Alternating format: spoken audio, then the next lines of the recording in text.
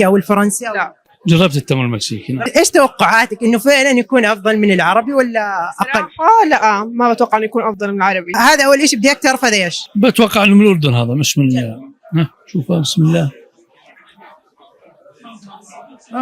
يعني نوعا ما صحيح. لا صراحة التمر العربي اذكى.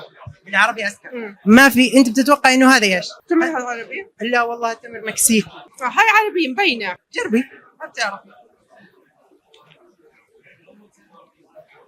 التمر العربي ما في وجه اصلا المقارنة. ومعلومة على الطائرة يا جماعة الخير للمرة الثانية، تدروا انه احنا قاعدين ننتج للشرق الاوسط اكثر من 100,000 طن حول العالم. الاردن فقط تنتج 20,000 شهريا، وكمان عندك الامارات والسعودية ينتجوا اكثر من 50,000. عدد جدا ضخم وجدا كبير. فاذا انت بالغالي